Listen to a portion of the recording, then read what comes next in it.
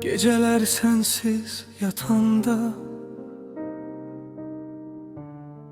yata bilmirəm axı mən. Çünki sən yoxsan yanında.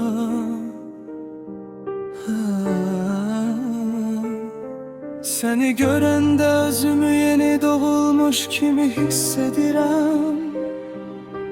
Sən gedəndə isə yenə böyürəm. Bu dünyaya səni axtara axtara gəlmişəm. Çünki sən mənim anamsan. Mənim bu dünyada bir anam var, o da Günaydın. O mənim həm güneşim, həm də ayım. Hər uşaq bir gül kimi böyür. Bir gün mən gəldim dünyaya. O böyüttü məni, getirdi bu yaşa. Hamı soruşacaq kimdir o? O mənim anamdır, yeni güneşim.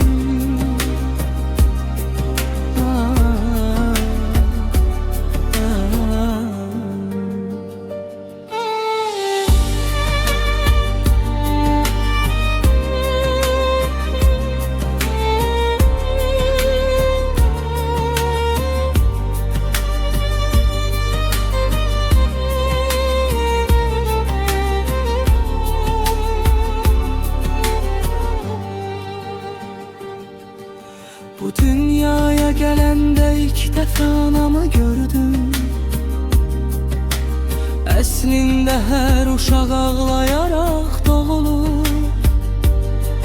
Amma mən ağlayaraq doğulmadım.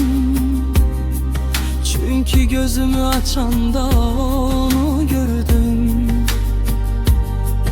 Yəni anamı o mənə baxanda sanki güneş baktı mənə, gözlərimi açanda onu gördüm. Yəni mənim dünya, gözəlim güneşim, anam.